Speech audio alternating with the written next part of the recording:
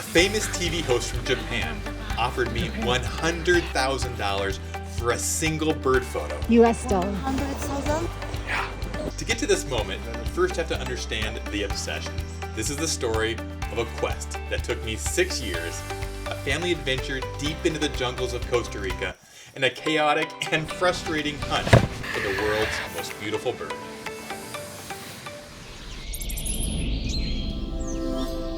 It all started in 2019 on a family trip to Guatemala. That's where I first heard about this bird, the Resplendent Quetzal. I learned the word Quetzal means precious or sacred, and once you've seen one, you understand why. With a body of iridescent green, a chest of blood red, and feathers that can grow up to 3 feet long, it's a living jewel. To both the ancient Mayans and Aztecs, this bird was a god of the air, a symbol of freedom and light. Legend says that it will not sing again until its lands are truly free. There's also a rumor that it can't survive in captivity due to heartbreak. Its feathers were so valued that they were once used as currency, which is why the money in Guatemala is literally called the Quetzal. From that moment in 2019, seeing one became my holy grail. This bird is a phantom of the high-altitude cloud forest, found only in Central America, where it feasts on wild avocados. For 6 long years, I was dying to get back to this part of the world and to find it. This year, I finally put in a 30-day expedition on the books.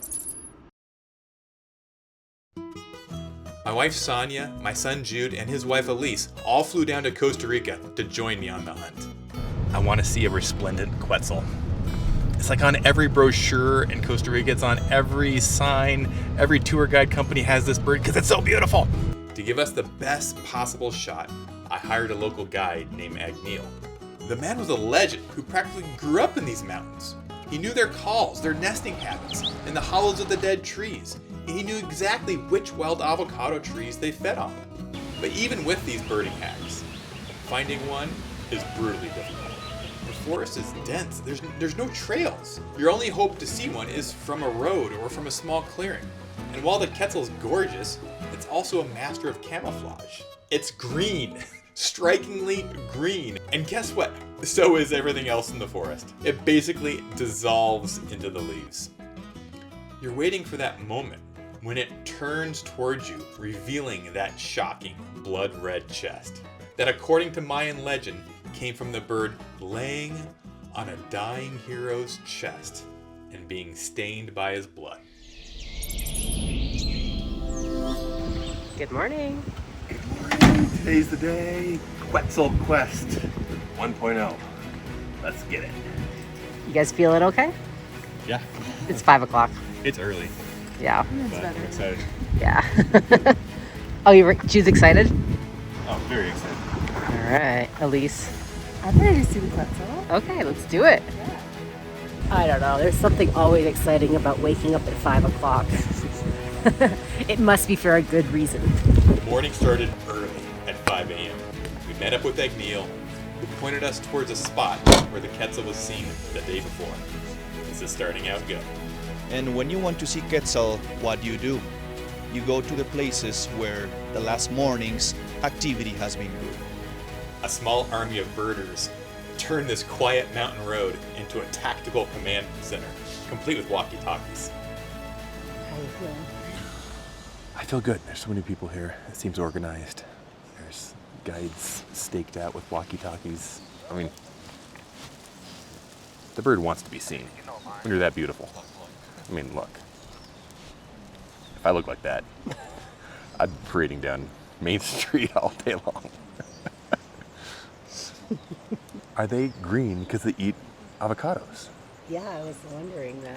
What happens if we eat too many avocados? Wild avocados. You gotta I find- think you got to do an experiment, like for about 3 to 5 years. If I lived in the forest, only ate avocados, would I turn green?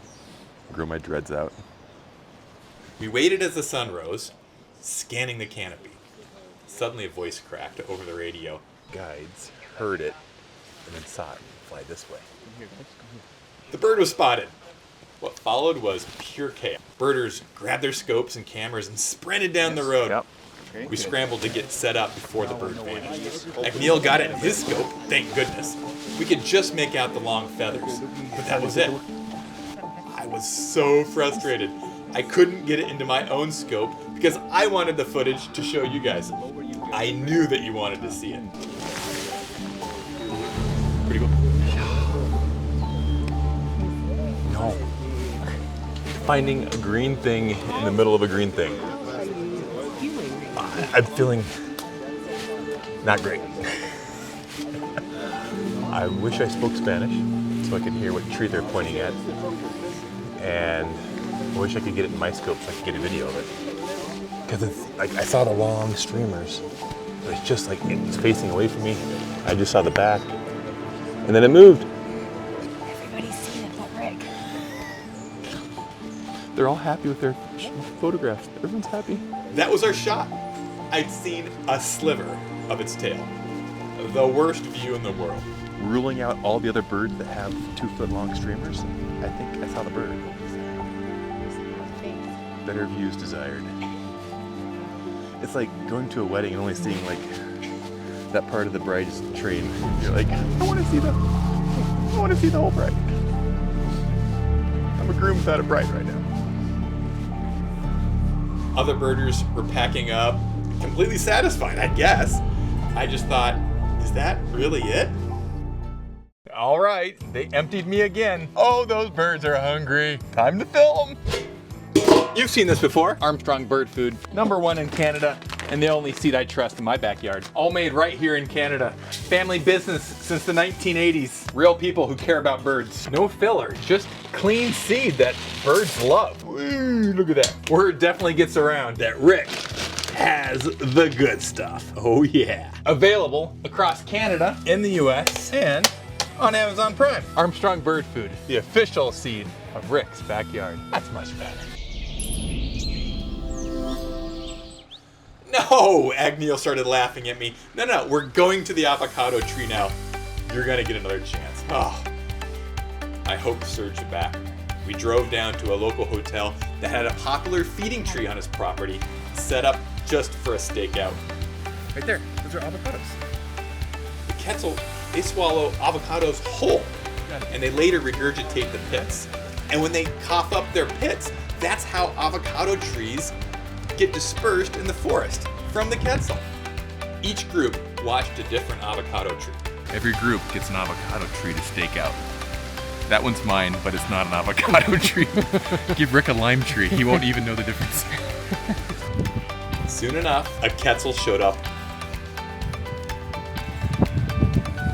Go to the right edge of that branch, and you just scan above it. You stand like here.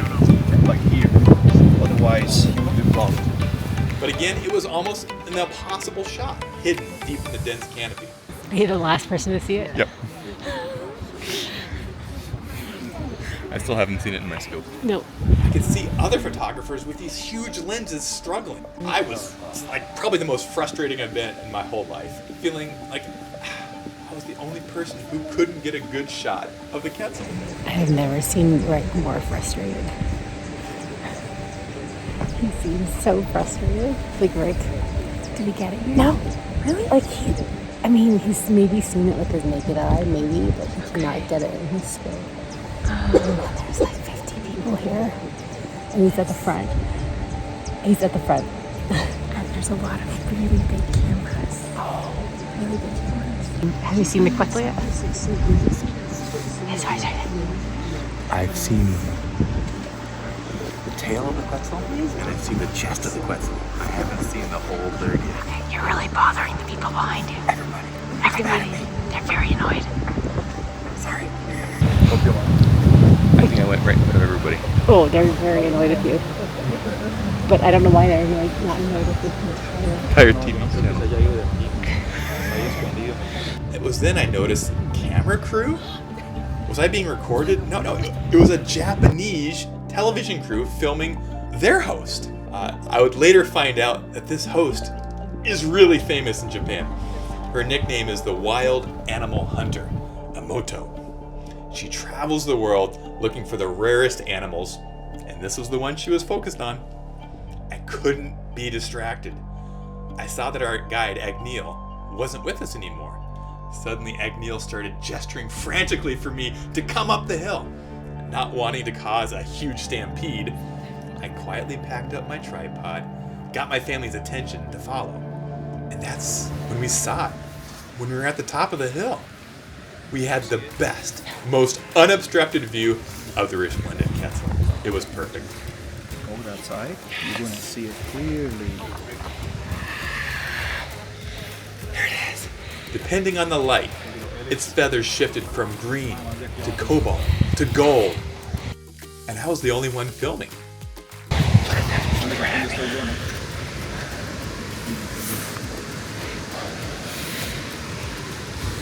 The Japanese TV crew saw me running up the hill, and they followed. By the time they got up there, it was too late. When their host saw the footage on my phone, she offered to buy it on the spot for $100,000. How much? How much? You want to use it? Yeah. You tell me.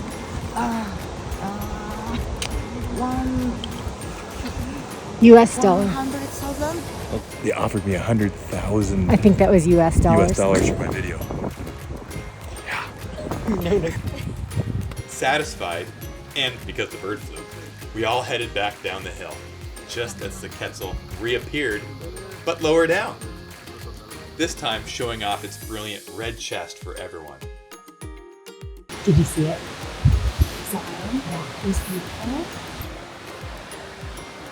I got even more footage, and then headed over to the TV crew to see if they needed my banking details.